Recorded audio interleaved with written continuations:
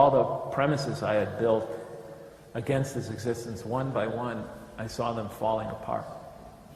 So by the time I finished the Quran, I had no more argument against the existence of God. But not having an argument against God is not the same as having a reason to believe in Him. Once my daughter Jamila asked me, "Daddy, I understood," we go on walk after walk after walk, and we discuss these things. "I understood how you found in the Quran answers to all your objections to the existence of God. But what made you believe in God?" She's a very bright girl. Because she understood not having an argument against is not the same as having a reason to believe. And I told her, "Honey, it's hard for me to explain, but as I was reading, as best as I understand it, as I was reading through the Quran, and one by one, the sort of fortress of the wall I had built between myself and the belief in the existence of God, as that wall began to crumble one by one, piece by piece, as those arguments faded away, I began to have slight doubts about my atheism. And the more I began to doubt my atheism, the more the power of the Quran began to affect me. And the Quran is written in a very interesting style. In the beginning, it's quite technical. It goes into a lot of specifics, laws and rules and regulations. By the middle, it takes you into stories, beautiful stories, powerful allegories. Towards the end, the emotions of the Quran picks up and it like reaches a crescendo and brings it all to this beautiful, powerful bursts of spirituality and eschatology, and it all comes together in brilliant, pounding images. And by the time I was getting towards the end of the Quran and my atheism began to fade away, I began having these powerful spiritual moments when I felt I was in the presence of this tremendous divine embrace. I remember reading the surah, وَالضُّحَى وَاللَّيْلِ إِذَا سَجَى مَا وَدَّعَكَ رَبُّكَ.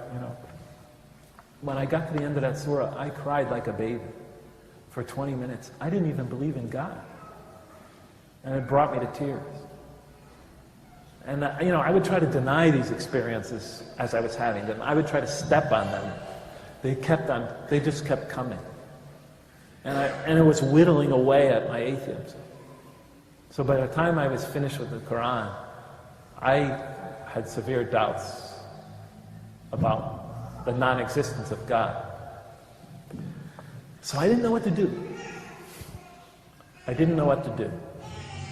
So I figured, I have 4 more minutes. So I was, weeks. Oh yeah, you changed it, sorry. Weeks were passing now, and I just wanted this experience that I had of reading the Quran to go away. I couldn't sleep sometimes.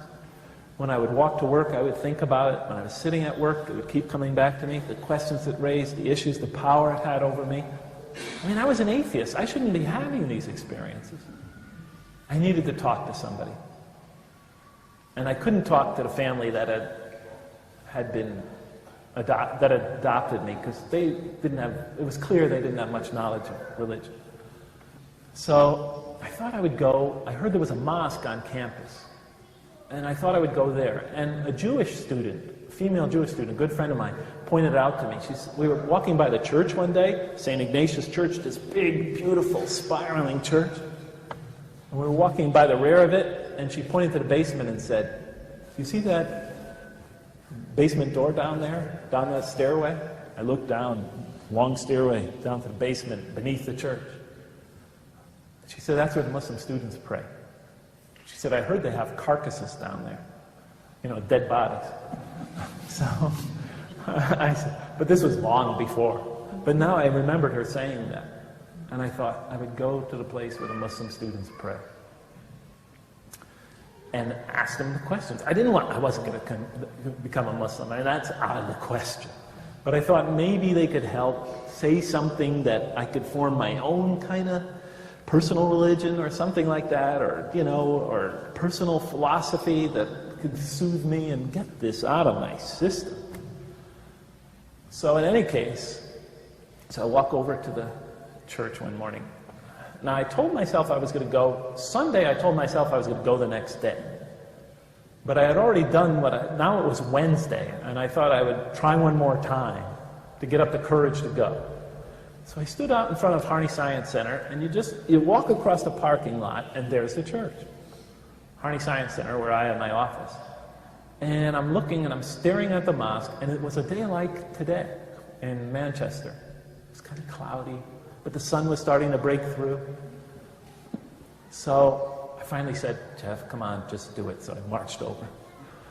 And I get with my head down, and I come to the stairways down into the church, to the basement. And I start to get nervous, sick to my stomach. No, wait a minute, I'm not going down. No, let me just go check to make sure that's the place where the Muslims really pray. I don't want to be.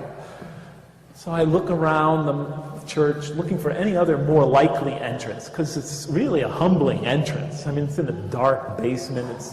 The stairway is dark. There's mold on the side of the wall. It couldn't be that. So I went around looking for other entrances to the mosque. There's nothing. So I went inside the church. I thought I'd go inside there and ask. Somebody might know. So I went inside the church, and the only person there was a janitor. And I went up to him and said, and I looked really nervous, could you tell me where the mosque is? And he looked at me like he was going to hit me with the broom. And he looked at me like, are you nuts? I didn't even think he knew there was a mosque there. I quickly just walked out of the church, stood in now the sun was breaking. It felt such a relief to be outside. And then I thought, I'll just go try that stairway down beneath the church in the basement, underground. So I went, walked over, stood there looking at it. I stood there for about 5 seconds. And then finally I said, okay, let's go. So I would start walking down the stairs. Every foot closer, every step closer, the more weak my knees got. I walked 7 miles a day. Back in those days, I actually used to run 10 kilometers to 10 miles a day. I had very strong legs. They were shaking by the time I got to the doorway. I reached out to grab the door, my hand was shaking. I turned around. I was in a panic. I turned around. I rushed to the top of the stairs, stood there, and I thought to myself, Jeff, are you an idiot? You go in and out of doors every day at this university. Get a grip. At most, there's nobody there or there's students down there. What's on the stairs? I turn around, head back down the stairs. Same experience. My knees are getting weaker. Try to reach the door. My hand's sweating now. It's shaking. My head's... I couldn't do it. I turn around again. I walk quickly back upstairs, catch my breath. Take some deep breaths. And then finally I said to myself, I'll never get down those stairs. So I looked up to the heavens. I don't know why we human beings do this, but we often do this in this sort of situation. I looked up to the heavens, and it was majestic and beautiful. The clouds were dissipating, the sunlight was starting to shine through them. I looked up to the heavens, and it made something I hadn't made in many years, a voluntary prayer.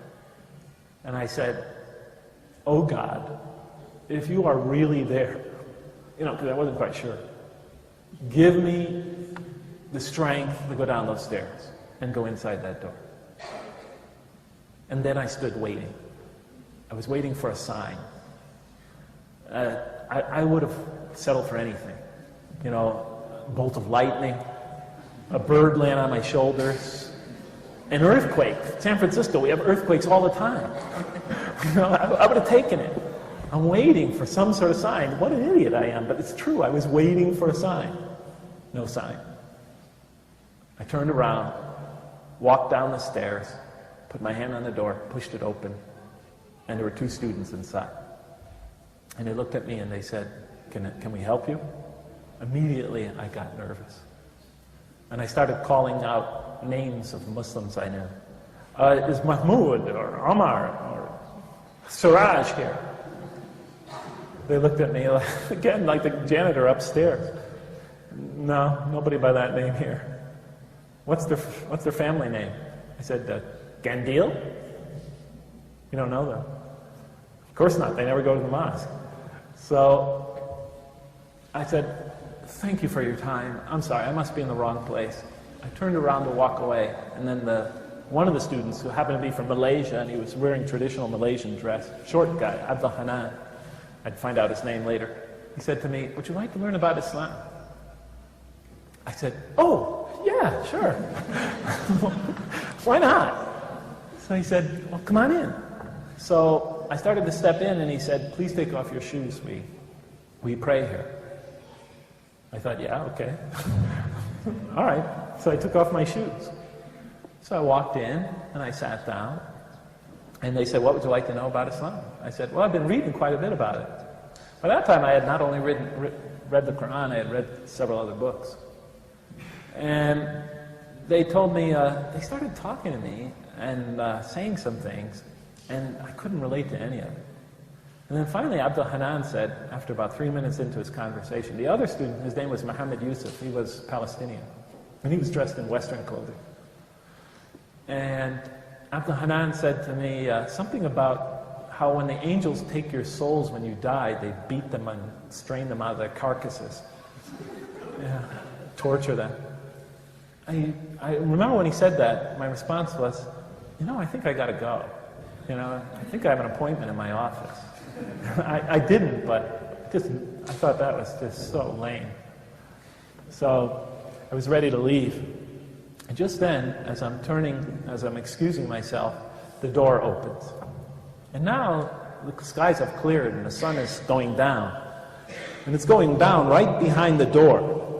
So the person who opens the door gets silhouetted, this brilliant silhouette of